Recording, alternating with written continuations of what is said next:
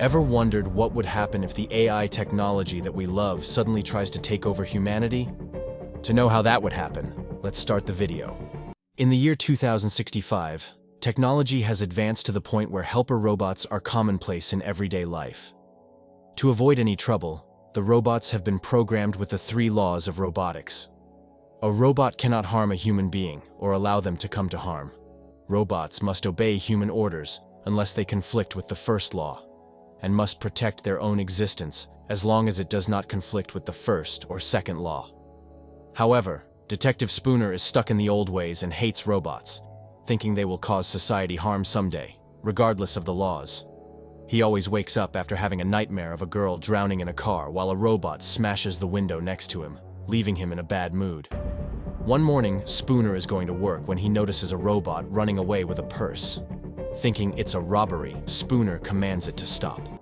But the robot ignores the order, and Spooner starts chasing after it. When he finally tackles it, Spooner is surprised to discover the robot had simply picked up the purse its owner had forgotten at home, which contained her inhaler. Spooner realizes this had been a medical emergency as everyone around him judges him for thinking a robot could commit a crime. Later at the police station, the other cops make fun of Spooner, and his boss, Bergen, scolds him for his paranoia. Bergen thinks it may be too soon for Spooner to come to work after his accident, but Spooner swears he's fine. At that moment, Spooner gets a call about a case and rushes to the USR, the company that builds the robots. One of the co-founders, Dr. Lanning, has been found dead, and since he fell from his lab, everyone assumes he ended things for himself. He left behind a hologram that explicitly asks for Spooner to take his case, but can't provide more information without the right questions. Spooner, a friend of Lanning's, doesn't think he would have done this to himself, so he continues to investigate. Next, he meets with Mr. Robertson, CEO and other co-founder of USR.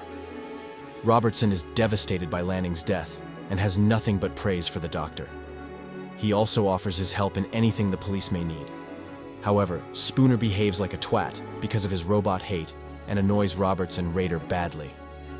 Before leaving the elevator, Spooner meets robot psychologist Susan, who worked with Lanning and knew that the doctor hadn't had human contact in a while, preferring the company of robots instead.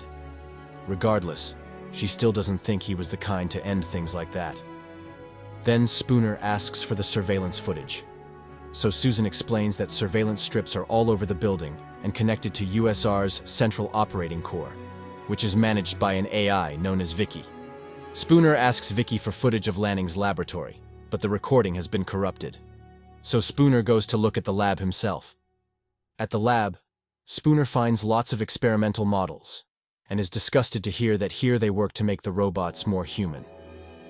There's also a Hansel and Gretel book on the desk.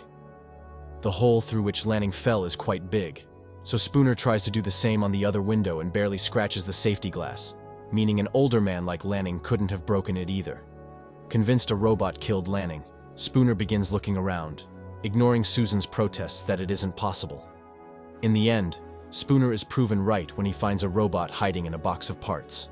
The robot is an NS5, the latest model that hasn't been released yet, and it jumps out of the box to steal Susan's gun. Somehow it can ignore the order to deactivate and trace to run away. But when Vicky closes the doors, the robot jumps out the window instead. Susan guesses the robot will want to repair itself, and she and Spooner go to the robotics factory, where thousands of NS5s are waiting for their programming to be finished. They can't answer questions because their only knowledge is the 3 laws. So Spooner shoots one to get a reaction. Nothing happens, but when he's about to shoot a second one, a robot at the back peeks at him and begins running again. Spooner goes after it, only to be hit by the robot as it wonders what exactly it is. Then it runs out of the building. The police are already waiting for it, and when it tries to climb to escape, they catch it with a net. Later at the station, Spooner brothers Bergen until he's allowed to have 5 minutes with the robot because he's still sure it did it. During the interrogation, the robot surprises everyone by saying it has a name, Sunny. But it also swears it didn't kill Lanning. It hid in the lab because it had felt fear, and when Spooner points out robots don't have emotions, Sunny says that Lanning experimented to give it emotions and dreams. Spooner thinks that experiment went terribly wrong and caused Sunny to kill Lanning, which makes Sunny angry. and it smashes its fists on the table. Sonny explains that before his death, Lanning had become scared, and that he asked Sonny for a favor. So Sonny obeyed that order out of love for his creature. Unfortunately, the interrogation is interrupted by Robertson and his army of lawyers who defend the company, and remind the cops that robots can't be charged with murder. They'll take Sonny for decommissioning and leave the case classified as an industrial accident. Later, Spooner and Bergen go out for a drink, and Spooner can't stop thinking about why Robertson was so ready to destroy an advanced robot like Sonny.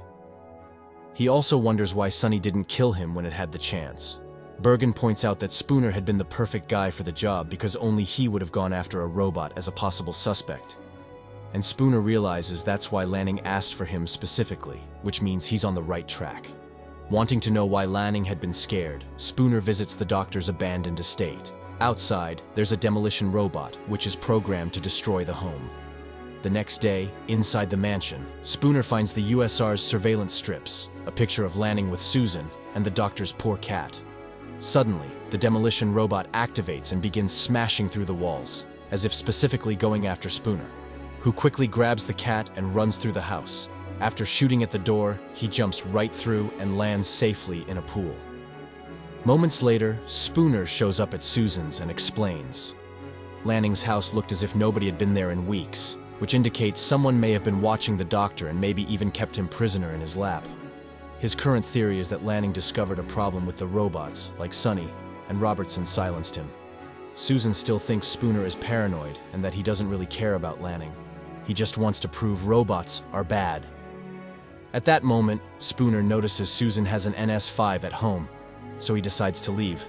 But first, he gives Susan the picture he found to prove he cares. The next morning, Spooner notices that old working robots are slowly being replaced by NS5S, which worries him. Then he visits his grandmother Gigi to leave the cat with her, and he's devastated to see she's acquired an NS5 to help her with her chores too. Before he leaves, Gigi remembers the day Spooner was only a little kid, leaving breadcrumbs everywhere, and this reminds Spooner of the Hansel and Gretel book he saw. Afterward, Spooner goes to the station and begins watching old recordings of Lanning to follow the breadcrumbs the doctor may have left for him. Spooner thinks that Lanning saying robots will have dreams and keep secrets one day is a big clue. Meanwhile, at the USR, Susan prepares Sonny for decommissioning, which is scheduled for the following day. Sonny shares that he's been dreaming and that he doesn't want to die, and such an emotional reaction makes Susan begin doubting what she believes is true. Sometime later, Spooner is in his car when he asks Vicky for access to Lanning and Robertson's last 50 messages. Vicky does give him clearance, but she also secretly tells Robertson about it because those were his orders. As soon as Robertson sees Spooner is still poking at the case, he sends new orders to deal with him. That's all for this part. Click here for part 2, and don't forget to subscribe the channel.